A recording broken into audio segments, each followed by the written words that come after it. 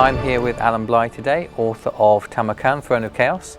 Alan, for those people who weren't lucky enough to get an advanced copy at Games Day, could you fill us in on the background of Tamakan? Yes, certainly. It's the first book from Warhammer Forge, which is part of the wider Forge world, and it's the first chance to do for Warhammer what we do for Warhammer 40,000 with the Imperial Armour range. It tells the story of a chaos incursion into the old world in great detail, and allows us to do a lot of stuff to the fringes of the Warhammer world, really explore it and give a deep piece of background for the Warhammer world, as well as do additional games content like a Chaos Dwarf army list, as well as scenarios and the ability to play the games that tie into the narrative of the story. So could you give us an outline of the narrative? Where is it set and well, how does it start?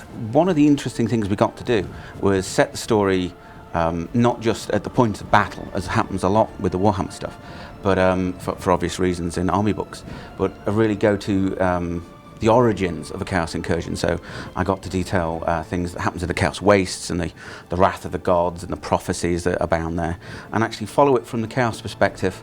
And instead of just going sort of straight to the Empire as happens, Tamakan, through prophecy, actually leads his giant sort of horde of all sorts of warriors and madmen and witches and mutants the long way around, if you like. And we get to see parts of the Warhammer world that we haven't, Games Workshop, that is to say, hasn't explored for ages. So it's a great opportunity to visit these sort of out-of-the-way places.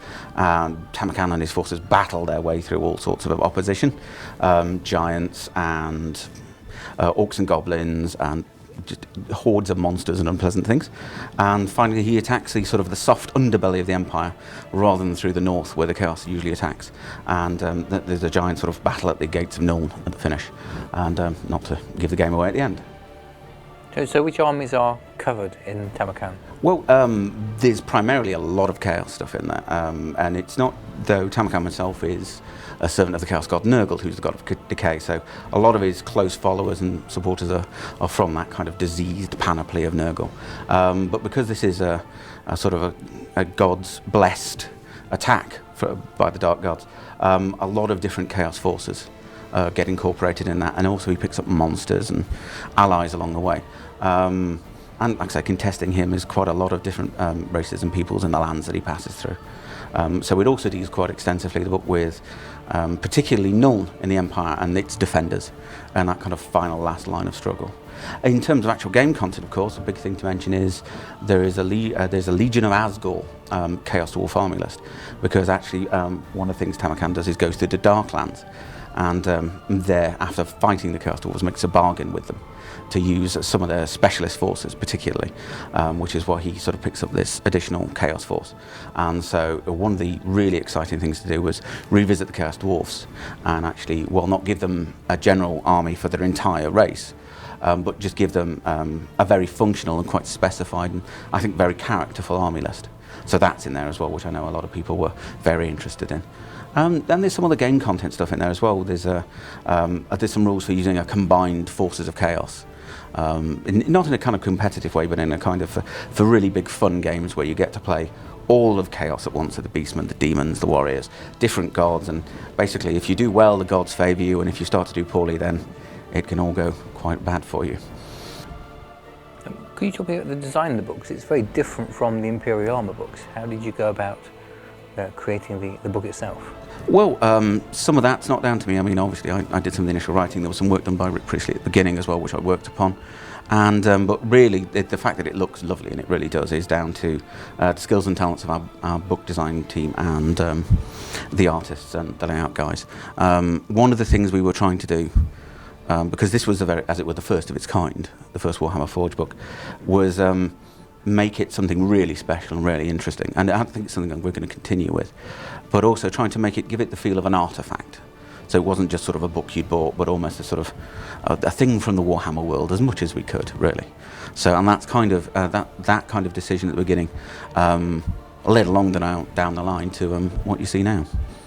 We have some questions from the Forge World Facebook page. I have a great question here from Timothy Lind, who asks, Where in the old world timeline is Tamakan set? Well, it's part of the main sort of universe of history. It's quite a recent event, though. It's only about sort of 10 years or so before sort of the present day that you find in the ongoing Warhammer Army books.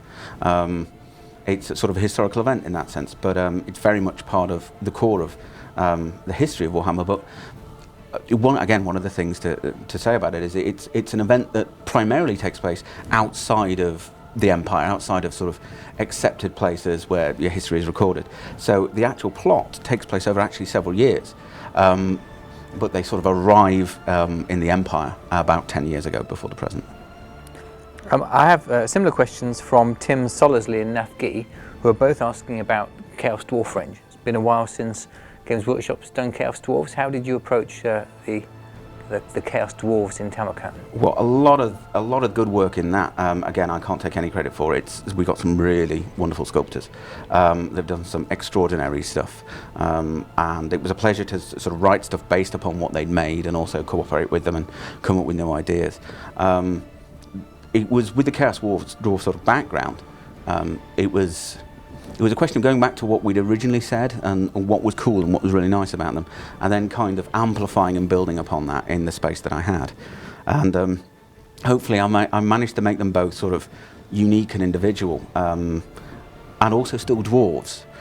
One of the things I wanted to do with the background is take everything that made dwarves normal in the Warhammer world unique and actually quite noble, their discipline and their loyalty, and then sort of turn it on its head slightly, sort of keep it but sort of twist it so that the discipline becomes tyranny, and the avariciousness and treating lesser races like chattel. And it was a really fun thing to do and build on the kind of mythological roots as well for them. Okay, Richard Farrow was also asking, what's next after Tamakan? Well, next we have a book we're calling Monstrous Arcana, which is a very interesting book, and it's been really cool to work on. What that basically is a book full of monsters for Warhammer and different ways of playing with them and incorporating them in your games. It supports Storm and Magic, but also has some other stuff in there.